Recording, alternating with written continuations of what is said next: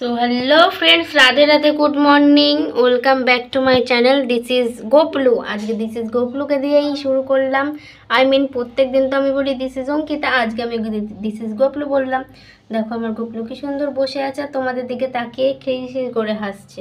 ফুলের মধ্যে বসে আছে, কিন্তু খাওয়া হয়ে গেছে, কিন্তু আজকে পুজোটা করা হয়নি। সকালবেলা একটু লেটই হয়ে গেছে, তার জন্য মা এইমাত্র স্নান করে পুজোটা দিয়ে দেবে, যেহেতু সব কাজই হয়ে গেছে তাই।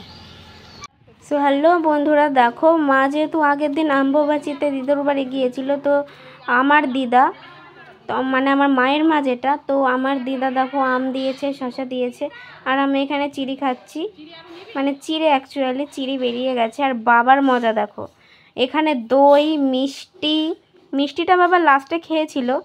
এটা হচ্ছে কালাকাঁদ মিষ্টি, ঠাম্মা দিয়েছিল, মানে ওরা সব খেয়েছে আর এগুলো রেখে দিয়েছে, আমরা যেহেতু লাস্টে খাবো তার জন্য। আর বাবার মজা দেখো, আম, দই, কাঁঠাল, তারপরে চিড়ে, চিনি, এমন কিছু নাই যে বাবা মিক্স করে খায়নি। আবার সকালবেলা দই মুড়িও খেয়েছে।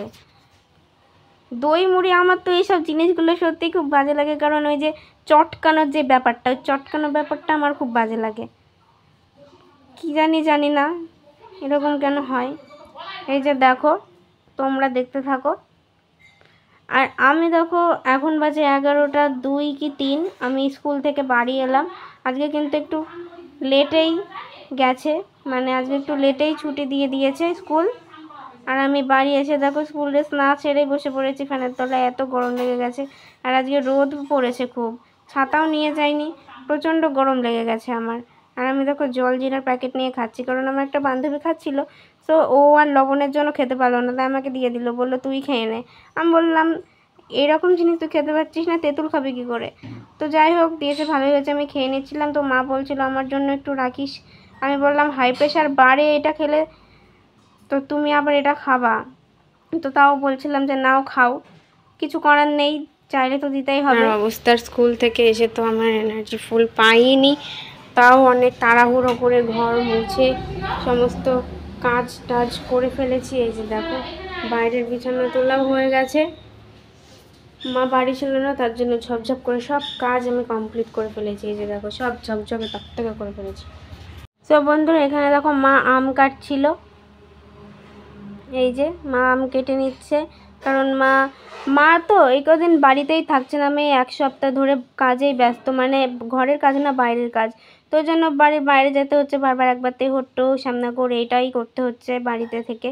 তো আজকেও ছিল না, মা তেহট্টো চলে গেছিলো, তাই আমি বাড়িতে স্কুল থেকে এসে ভাত খেয়ে সমস্ত কাজ করে রেখে দিয়েছিলাম, শুধু পৈটেটা মোছা বাকি ছিল, তাছাড়া সবই হয়ে গেছিলো। তাই মা এসে স্নান করে পুজোটা করে নিচ্ছিল, তার আগে মা আম কেটে একটু ঠান্ডা হয়ে নিচ্ছিল ফ্যানের তলায় বসে, কারণ তেহট্টো থেকে এসে মা প্রচণ্ড ঘেমে গিয়েছিল। আর এখানে আমার বোন কাঁঠাল খাচ্ছিল।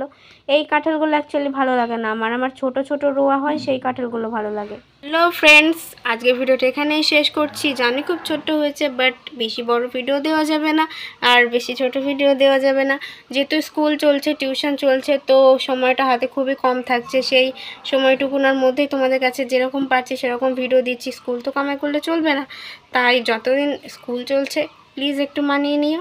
তারপর আবার পরীক্ষাটা আমার হয়ে যাক, ছুটি পাবো, তারপরে আবার ভালো ভালো ব্লগ পাবে তোমরা আমার চ্যানেলে। তো বন্ধুরা সঙ্গে থেকো, পাশে থেকো। তো দেখা হচ্ছে পরের ভিডিওতে। সবাই ভিডিওটা ভালো লাগলে লাইক, কমেন্ট, শেয়ার এবং সাবস্ক্রাইব করে কমেন্ট করে দিও বেশি বেশি করে। তো দেখা হচ্ছে পরের ভিডিওতে। গোপসোনা আশীর্বাদে সবাই ভালো থেকো, সুস্থ থেকো, বাই বাই।